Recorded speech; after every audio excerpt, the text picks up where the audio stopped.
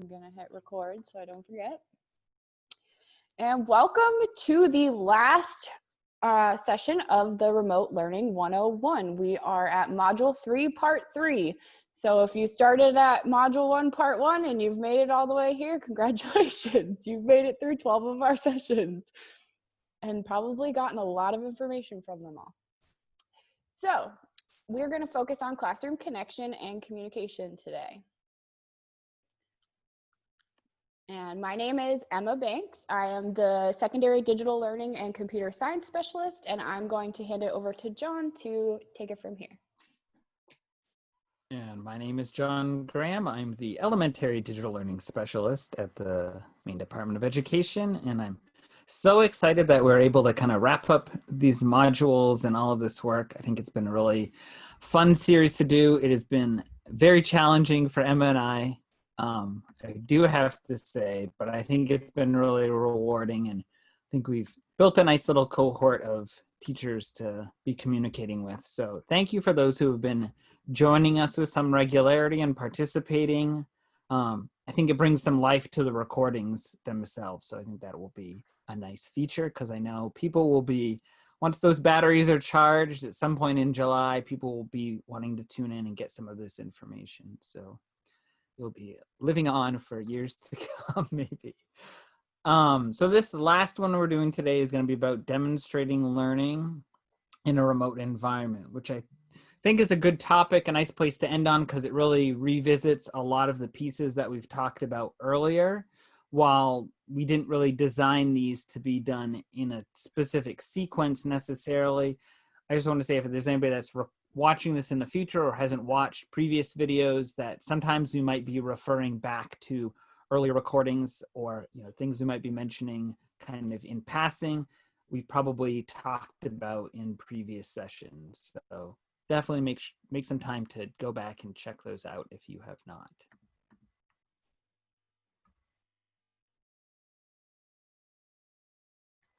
So I wanted to open this with a quote that maybe some of you have heard before, maybe not.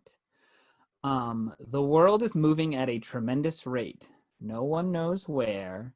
We must prepare our children, not for the world of the past, not for our world, but for their world, the world of the future. So this quote, although sounds very topical and very applicable to what's going on right now, is actually a John Dewey quote that is over 80 years old. So I love this quote. I'm actually a huge John Dewey fan. And I think a lot of his work really speaks to some of the challenges that we see in education kind of more broadly right now. But these have been challenges for a long time in a lot of different ways. So I thought that was a nice way to frame what we're going to be talking about today, because so much of Dewey's work around education really focuses on students having that experience, having gone through a process and learning through those experiences. So I think when we talk about demonstrating one's learning, it's very tied up in kind of his broader educational theory. So we can move on to the topic of the day, which is demonstrating learning in a remote environment, which John Dewey did not work in. Okay, so an overview of today, we're going to start by talking about feedback and a little bit about assessment, and then we're really going to kind of focus on the presentation and reflection aspects of demonstrating learning. I just want to kind of keep in mind that the focus is on the demonstration of learning more than, like the assessment of it. So if it seems that the focus is not where you might think that it would be, that is wise, because we're definitely keeping the emphasis on the demonstration part of learning that comes along with a remote environment. So one of the things that we've really emphasized in our conversations about remote learning is this idea that learning needs to be active in a remote situation. That intrinsic motivation comes from an active place. So it needs to be active in order for it to be as effective as what it would be in the classroom. And so there are some ways that students can demonstrate their learning in very active ways. And some of them would be, creating a project, building a presentation or creating some type of a product or an artifact. And this can look very like a huge range of ways. We're going to talk a little bit more about these different aspects, but just keep in mind that those demonstrations of learning on the passive side would be more of like a quiz or a test, or even an essay, and then the active would be more in those like building or creating pieces. And of course, one of the other things we've kind of discussed is that idea that it's a little bit harder to ensure academic integrity when you're looking at quizzes and tests as a form of demonstration of learning. It's a great form of formative assessment and ways for them to do like self-checks. But as far as actually being able to determine if they learned a concept from a quiz that you can't really see where they are, or if they're being helped, or if they're looking things up on the internet, all those kinds of things, it kind of takes away from the value of a quiz or a test. So focusing on those more active, transformative learning experiences like project-based learning, where you're creating and building things, can really help with the demonstration of learning piece in remote learning. So one of the things that we wanted to lead with is the idea that if you build a feedback loop, if you build the process of feedback into your instruction, into your classroom activities, that feedback in and of itself can be a demonstration of learning. And so the main point that we really wanted to emphasize is this idea that feedback should be a loop. It should be a process.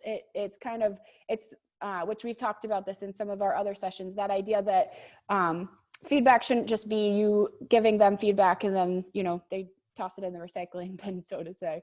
But that idea that like it's actionable, that you give them feedback that they can then improve what they did and come back with something else. So establishing a loop looks a little bit like this great graphic that John has put here for us. So this idea of starting with routines and determining how things are going to work. Are you going to have self-paced assignments? Are you going to have live and or taped mini lessons, and kind of just being consistent with some of those things that you're setting up as routines? And then you want to focus on your structures as well, your schedules, your norms, the expectations, having a logical sequence through things, knowing when feedback is going to be given. Those types of things can be really helpful. And then that collaboration piece is really important to the feedback process, either using peers or the community, whether it's family or people in the neighborhood, or actually involving experts or specialists in the feedback process as well. Sometimes getting feedback from somebody other than the teacher can help deflect some of those negative feelings that can come along with the feedback process. So incorporating this loop into your kind of process for teaching can really aid in having demonstration of learning throughout the feedback process. Okay, so we're going to talk a little bit about demonstrating learning through assessment. And we've got a couple of things that we really wanted to highlight in this section when it comes to demonstrating learning in a remote environment. One type of assessment that can be really helpful is a single point rubric. We're all familiar with rubrics, I'm sure, but if you aren't familiar with a single point rubric, it has the criteria in the center, and then there's the categories on either side. And one side is usually areas for improvement, and the other side is usually things that were done well. So the criteria, you would put like either your standards or your outcomes, whatever it is that the student is trying to achieve.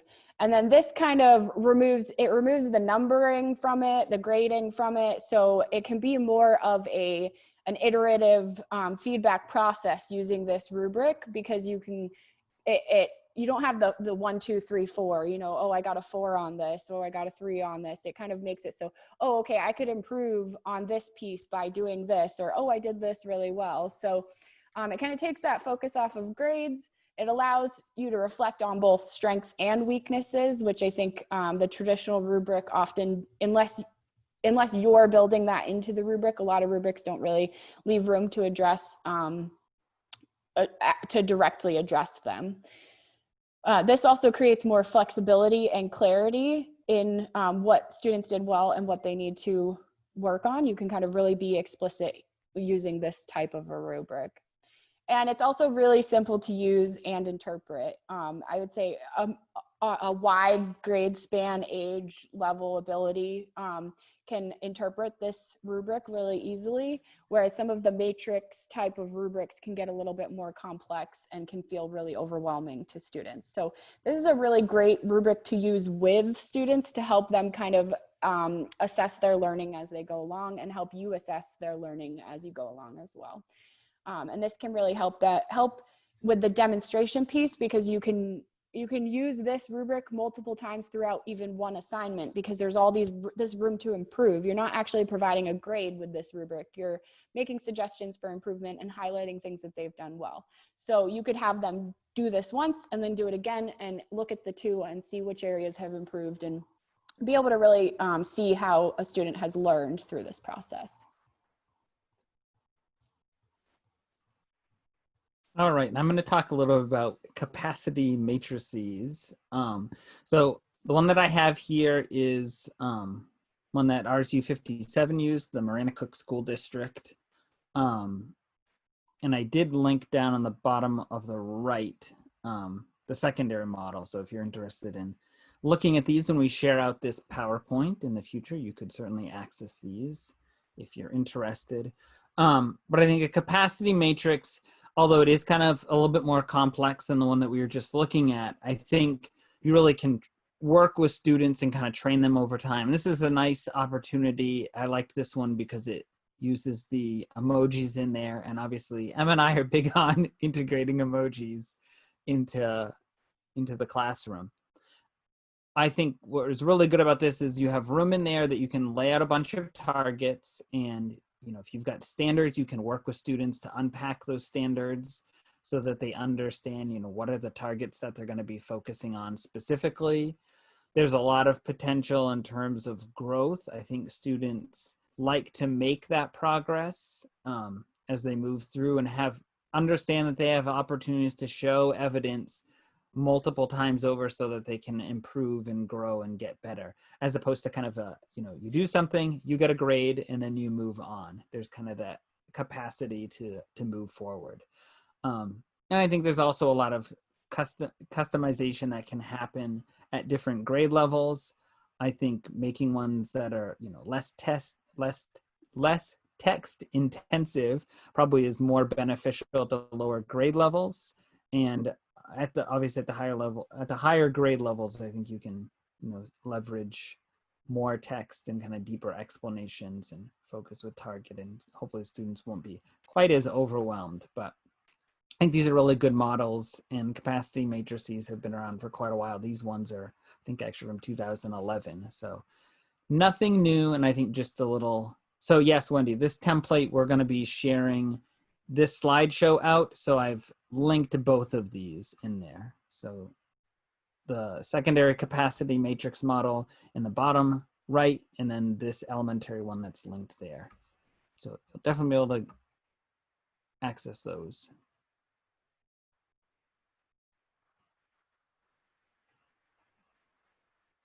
All right, and talking about demonstrating learning through presentation.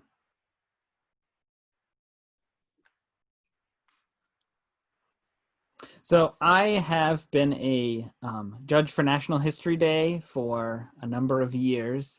So I actually thought this was a really great opportunity to kind of explain the model that they use, because I think it's very effective, and I've seen it used at the secondary level. I usually judge at the junior level, so the middle school level. But just to kind of give you a brief overview, the way that this works in Maine is that schools kind of opt in if they want to do National History Day projects with students. They have certain criteria, so I've tried to include some of the judges' evaluation criteria that they use. So their rubric that they use, that this is widely available, so students certainly can go through that. But students would kind of pick a type of project that they want to do. There's always a theme, but it's very broad. So students, one of the kind of initial challenges is students have that theme that they have to work within. I think the last one was breaking barriers. So if that's the theme that you're working with, you've got to kind of figure out, okay, what's an example of that from history that I want to use? And then the next part of that is picking the medium. So there's a list of the 5 different mediums there that students can select. There's also the option of doing it as an individual or doing it as a group for some of these. And as you can see in the boxes on to the right-hand side there, there's the historical quality and the relationship to the theme. So I was just saying that breaking barriers is a theme. And between those two, that is like 80% of the work. So it's very focused on content and the process of going through research and all of that. Whereas down at the bottom, the specifics related to the medium that students are working in is only 20%. So I think that's a really key component when you're thinking about students creating different digital artifacts, is that there isn't a lot of opportunity for students to demonstrate their learning in a variety of different mediums. And I love their examples because a paper is obviously very different than students getting up on a stage and performing based on a script that they've put together. And that's very different than curating pieces and making a documentary. So I kind of like those examples because if you look at them, they're fairly similar. So I think you certainly can evaluate the medium to an extent, and the medium does have some impact in how they're presenting the content that they're presenting. But really, it's the content is the thing. So I think that's really the focus. So keeping that focus throughout the project, I think, is really important. Sometimes, and I'm sure we've all seen this before, that students pick some medium, like putting together a slideshow, and they get so caught up in their colors and transitions and fonts, and they're not really thinking about the content. So I think if you had students doing a variety of projects, then you'd be able to certainly address some of those. But I mean, it's very easy to point out to them, you know, the number, I'm not grading you on the number of nice transitions that you have between slides. I'm grading you on the actual content of your work. So I think this is a really nice model. So just to kind of get back to how National History Day works, if this is something that you're interested as a middle or high school teacher, students can kind of work through this process. They have regional events, so students can move forward from the regional event, do the state event, which is typically up at Maine. This past year we did it virtually. So what was nice about that is there's the virtual showcase that I have linked there that you'll be able to look at. So you can watch those documentaries and stuff. And then students, the ones that place at certain levels, they're able to go to the national conference if they're able to. So I think this is a really great model in that you have those tiers. And what I really, really like about when they shifted to having the regional competitions is that students at the regional level were able to get some feedback from the judges at the regional level. They were able to change their projects some, you know, fix them up, and then again, getting that feedback loop, move forward to the state competition, get more feedback from the judges at the state level, and then use that to go to national. So I think it really is a great model in terms of having those different tiers of feedback. So students have multiple opportunities to make that, you know, make those improvements. And inevitably, and I've, you know, heard this in student interviews for like documentaries, for example, that students would say, you know, oh, I wanted to go back and re-record this interview that I did with somebody because the audio quality wasn't very good or something like that.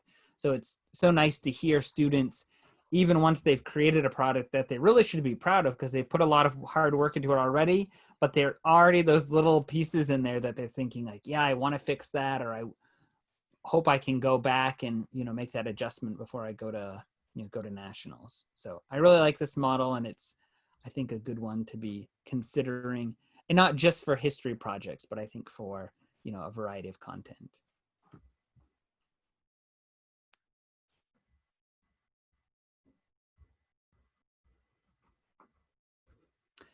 And I think this kind of leverages, obviously they have their mediums there that people use.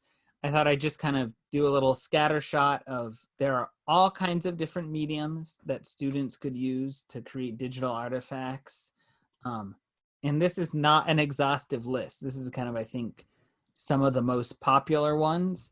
So I think having those opportunities for students to create something in different media forms would really allow them to explore those different areas, and I think maybe get a better sense of, oh, I think if I made a slideshow for this, that would work really well for what it is that I'm trying to explain.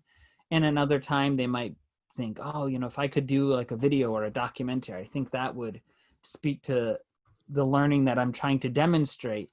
But if students are very like limited in their opportunities to to express their learning, they're not going to have, all those tools in their own kit.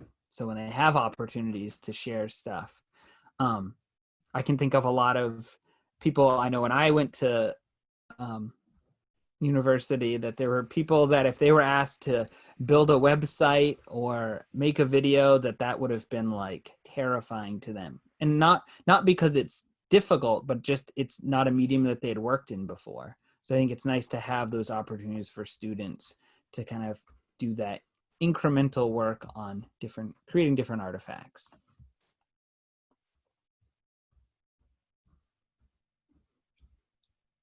And moving along, I'm going to let Emma talk a little bit about digital portfolios and e-portfolios.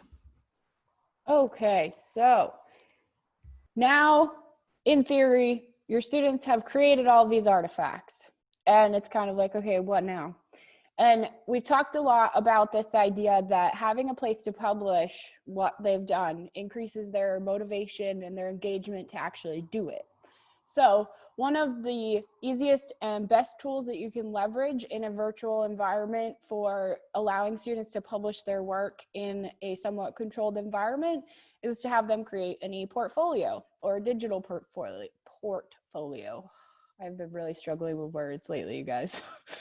So one of the things that makes a digital portfolio so great is because it provides students with a really cumulative or holistic vision of their learning. So instead of just seeing, an essay, a project, a test, all these different things, or just seeing their grades, this gives them a really comprehensive vision of what they've done and what they've learned. And it also gives you a really great comprehensive folder, a digital folder of everything that they've done in one place. So you can leverage e-portfolios to make your life easier and to, have your students be more engaged. So there's a few strategies that you want to keep in mind if you are using e-portfolios with your students. And one thing is to use scaffolding to keep things manageable. Sometimes when you tell a student that they're going to be expected to have this e-portfolio by the end of the class or the end of the year, however your structure is, it can cause like a little bit of panic in them because it's a really big thing usually if it's a cumulative e-portfolio, like you're talking about all the things you've done being put into this thing.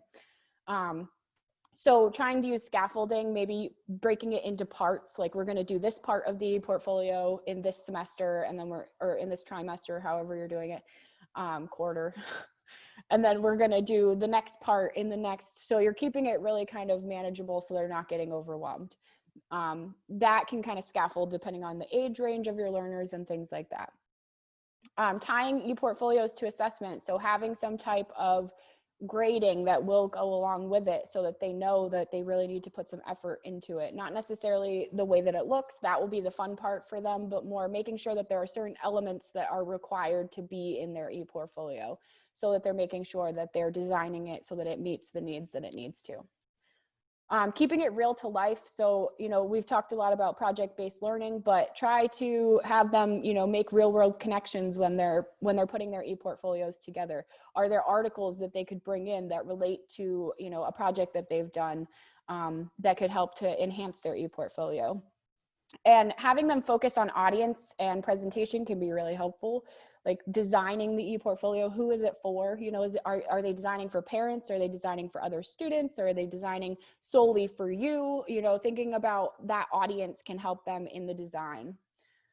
And some really great things about e-portfolios, they make learning visible, which is just so critical in the digital world. Nobody wants to do work that nobody sees. Like, it just doesn't really happen. People want what they do to be seen. So it really makes it visible. You can change the permissions depending on what platform you use and really leverage that. It facilitates student agency. They will have that intrinsic motivation. They'll be engaged. They'll want to build this. I've seen students get so engaged in e-portfolios that they start expanding them beyond a class into all of their schoolwork or into their hobbies and their activities and things that they really like to do.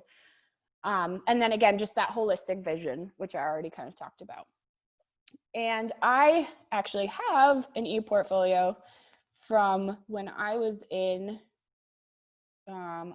graduate school that I was going to share with everyone. You'll have to give me just a moment to get it pulled up. And then, yeah, I'll share this. So this was made, I was in college, so this is a college level e-portfolio, but this is just a basic Google site. So this didn't cost anything. There was no subscription. This is something that if you have Google Apps for Education or Google Apps pretty much in general, you can have a Google site. They have a lot of templates now, which is really great because you can kind of start off with a template and then just customize it. But I've got mine organized based on the requirements that I had from my instructor. He wanted an introduction, purpose, and focus. So I had that as a section. And then I had a section for my undergraduate academics and then graduate academics. So I've got like a menu here that could be like gone through for all the different things that I did. And so this is just a really super basic portfolio, but it was a really engaging experience for me. And even now, like I shared this with John the other day and I was laughing like, wow, I did so much. Like looking back at this, it's kind of a really great piece of reflection, you know, so, and it lives, you know, it stays with you, it sticks with wherever you bring it. So it really provides that sense of ownership to students and they can kind of really feel like they've published something. They have a website, you know, if you actually do use Google Sites. So it can be a really powerful tool.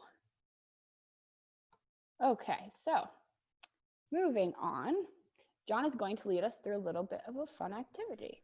All right, so I have an activity, so you're going to have to utilize that link, which I will paste in the chat. Oh, I did it again. I keep not grabbing the whole link. There we go. So the link here is in the chat. So it is case sensitive if you're typing that in a separate browser. And what I'm looking at for our activity is to get some examples that people might have experienced or had their students do around demonstrating learning. So I think this is a nice opportunity to, you know, kind of do some brainstorming, sharing of ways that people have asked their students. And Emma, I don't know if we're gonna get onto that link. So the way that we've set this up, this is Lino. So you can actually shift around this board that I've set up. So we've got that green background and we kind of have 4 quadrants and I'm hoping as people populate it, it will they'll become more obvious. So if you kind of envision that there are 4 corners there, in the upper left corner, we're looking for models of blended models of demonstrating learning. So examples that students could use, whether they're, you know, in school, out of school. And if you are putting examples, if you want to try to, and Emma's demonstrating, try to color coordinate just for the sake of that organization for everybody. So if you can put it kind of physically in the upper left for the blended ones, and if you can use the blue sticky note. So we're going to get those two pieces to be mindful of. So the yellow one would be asynchronous models of demonstrating learning. So things that people could access at any time. So like the ePortfolio one that we just looked at, something like that might be a nice example.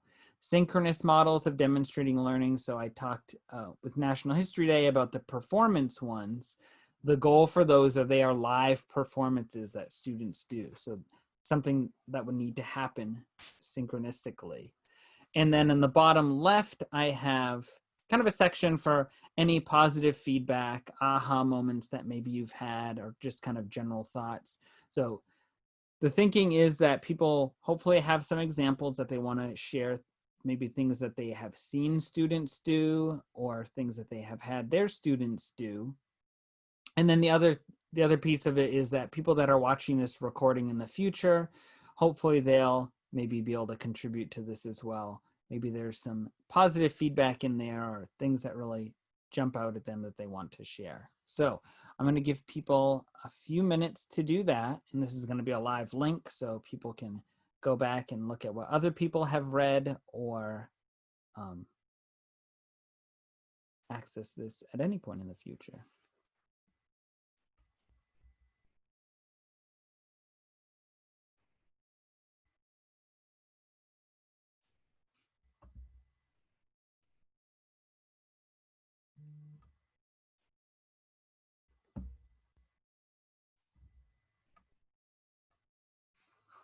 These can be things that you're already doing or things that you think you might want to do or things you've never tried but that you think fit into one of those categories. Just kind of crowdsourcing ideas, basically.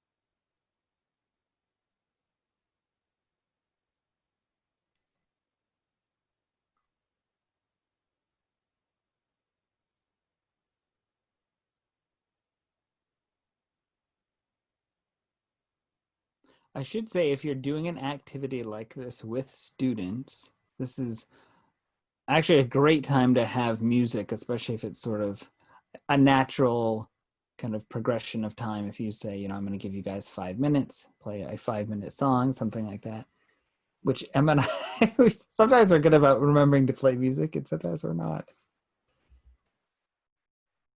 Yeah, we'll get there.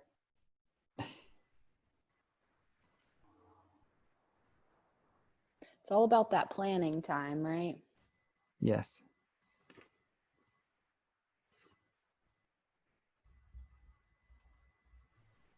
I like this tool. I've never used it before, so this is kind of cool. Yeah, we had wanted to try to use something. We've used Padlet a few different times. I think we're always trying to try things out a little bit differently. One of the things that I had read about this is you could actually set up a private group, and then you're sharing things just directly with email if you didn't want to have it. But I mean, obviously this is, we have it wide open so everybody can get on. You don't need to set up an account or do anything like that. If you do set up an account, it does have a the ability to use Google accounts, which I know people have said in previous things that they really like. Like when you can do that and you don't have to set up a completely new account with a new password and everything. And I think if you're using Padlet, I think this has very similar functionality to Padlet. So, and at this point, and you can post media, obviously, I think in terms of time frame, I'm not expecting everybody to be going out and grabbing examples of media, but if you were doing this in a more asynchronous way with students, they could maybe make a little bit more robust. Sorry, I'm just playing with it. Playing with it. Yeah, so you can set up, so if you were presenting this to students, one of the things that's nice is that it has that highlight so you can see the things that are just new, but you can also go through a sequence. So if you wanted to if you had a live class and you're like, all right, we're gonna go through and review these or talk things out. Kind of depends on what the content is, of course. John, how do people move their stickies? You should be able to click on the sticky and drag it. I can't move any of these, but I didn't make them either, so I don't know if maybe that has to do with it. Let me see on my end. Yeah, I think we can only move our own. Ah, okay. Maybe John can move all of them I because can he move owns them, it. yes. Yeah. So I can't move everybody's around just for my own sake. That's probably for the best. Just thinking that.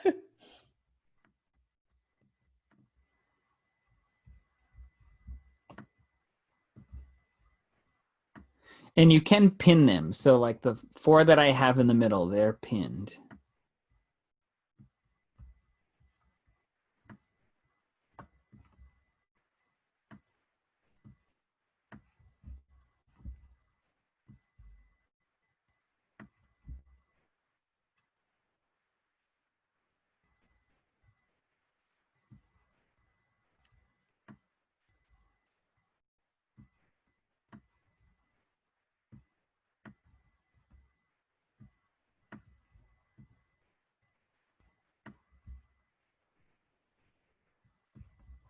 Some really awesome ideas in here. And you'll have access to this after this as well. So you don't have to worry about, capturing anything. You can keep this link. And it's in the slide deck as well, which you'll get via email.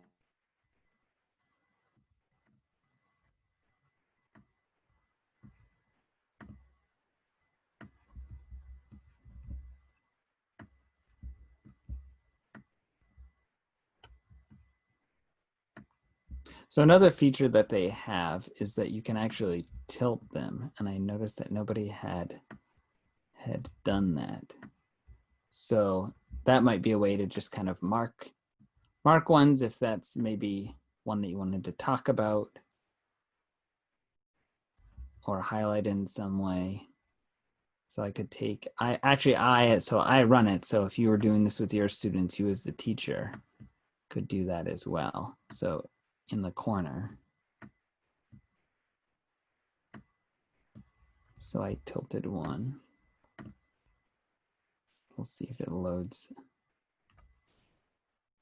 up. So there's that tilted one. So that's a nice visual cue. So I can, okay, that's one I want to go and talk about. Something messed me up. At the check mark deletes them, it turns out. Really? Yeah, I hit the check mark just to see what would happen and it went away. I wonder if it's like a resolve feature. If you hover over the check mark, it says peel off. So there are like buttons down at the bottom. That should be an X.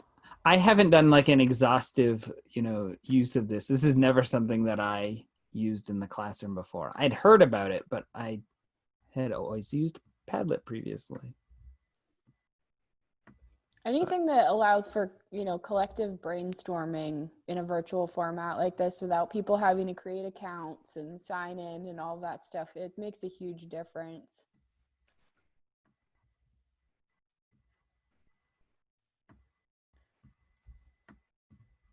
Okay, so people are still adding to this, but I think we will work on... As fun as it is to move those around, I guess we should go back to what we talk about. You can keep moving them around all you want, but we're still going to move on. Okay. So in case any of you are interested in the name of that tool, it's LINOIT, Linoit, I'm guessing. I'm not entirely sure on the pronunciation of that, but it is very similar to Padlet, as you saw a little bit. I would say more like expansive, like you can really grow it pretty big. Okay, so we're going to move into reflection. It often is kind of one of those things that you want to do as you're wrapping up, so we thought that it seemed logical to leave it towards the end.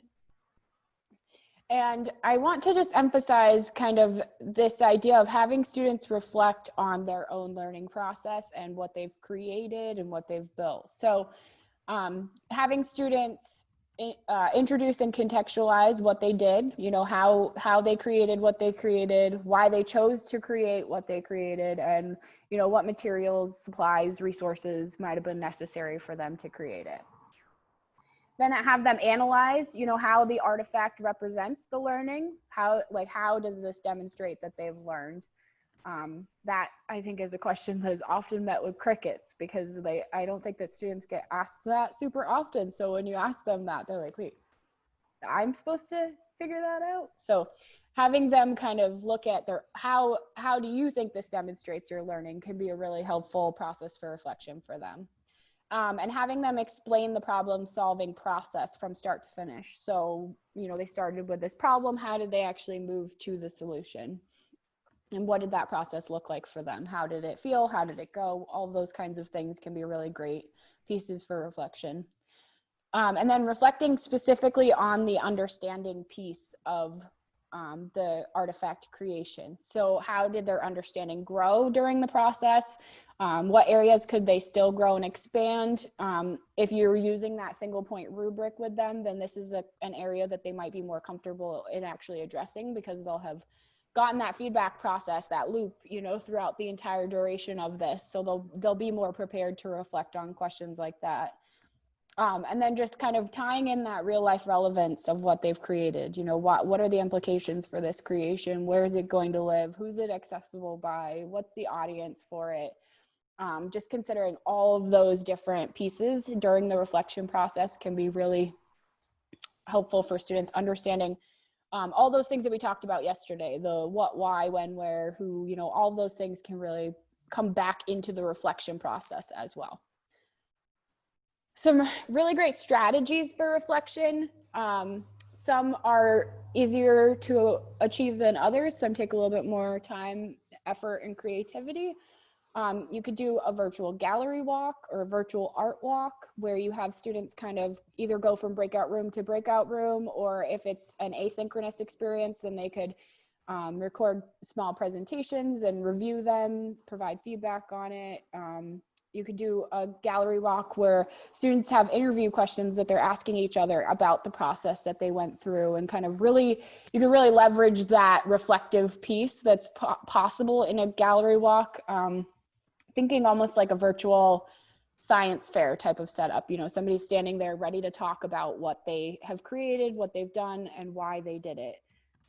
So you can totally achieve that in a virtual format. It just takes a little bit of leveraging tools and organization. And there we have a few resources that help with that process as well in a minute that we'll share.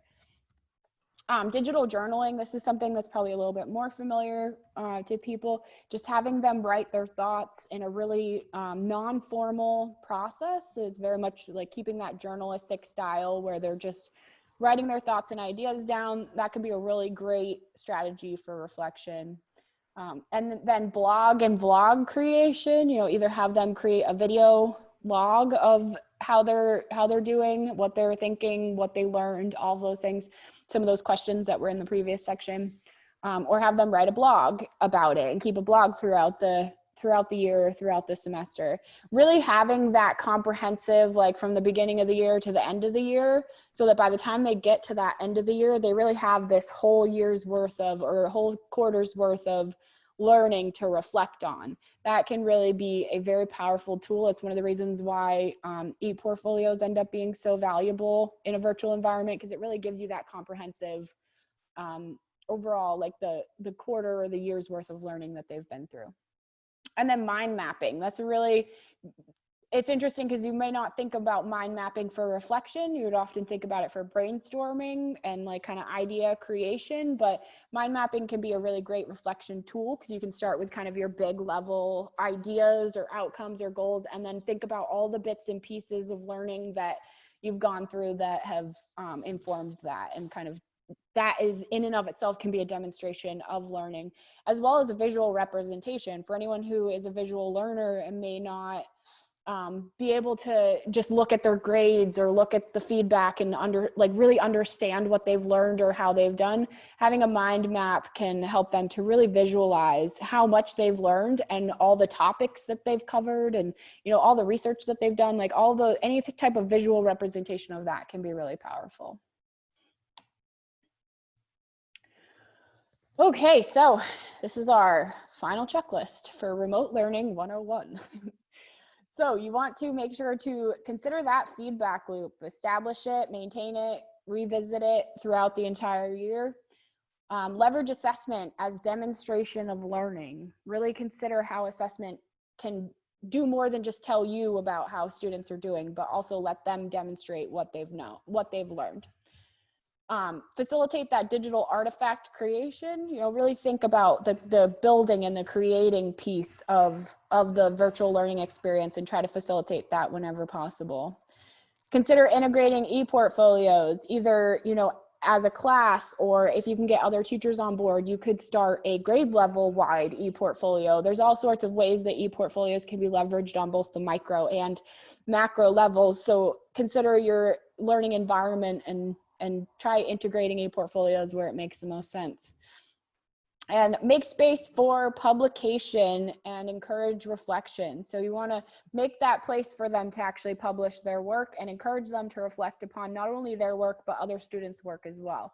So you can kind of get that collective learning experience. And that kind of builds into that last piece of using reflection as learning. So reflection can absolutely be a form of learning, and it can be a very effective form of learning, but it has to kind of be interwoven into the learning experience and not just left for the end. And we've included some resources that talk about a bunch of the different things that we've talked about today. E-portfolio creation, single point rubrics. There's a really awesome resource in here about using Google Slides and Padlet to create a virtual gallery walk for students, which was really cool. This was about, I think it was an art class or maybe an art history or something like that, where they had images where the students were supposed to kind of interpret the image, and then they would go to Padlet to leave their reflection. So that was leveraging two pretty familiar tools in a new way to create this, which is really awesome. And then a little bit about digital learning artifacts and talking about leveraging and encouraging reflection. Oh, went right past the question slide. All right, so we have some time for questions, thoughts, ideas, things of that nature. So if you want to go ahead and unmute yourself or type in the chat, this is a great time for that.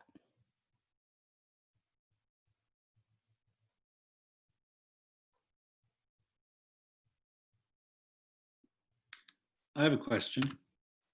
Sure. Just to go back a bit,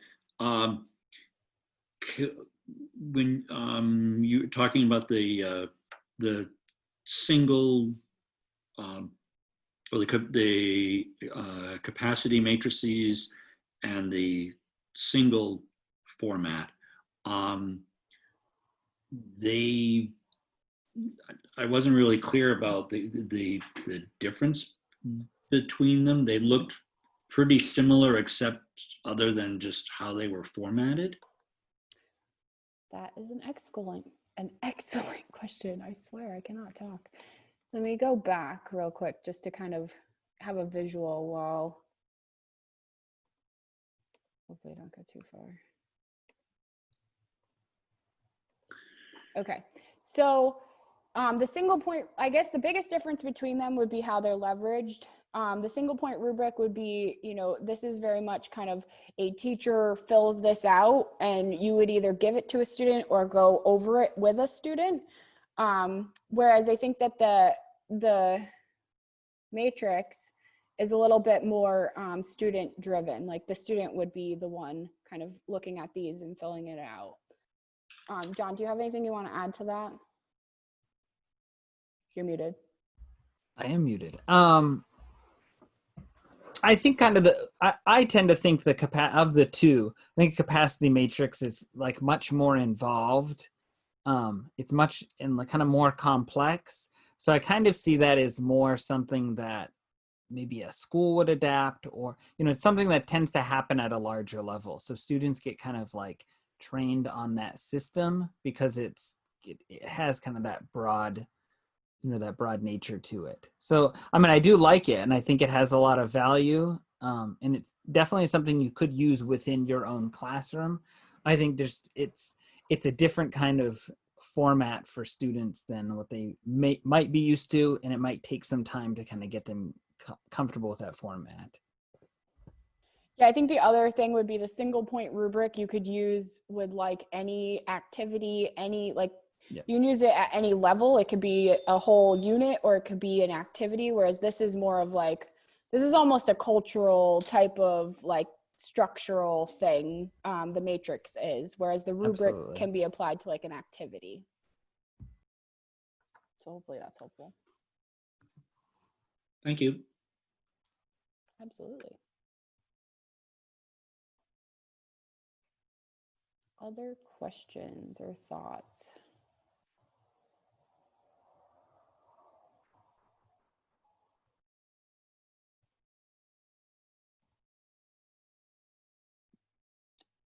I have a comment. This has been an awesome presentation. I love the sessions.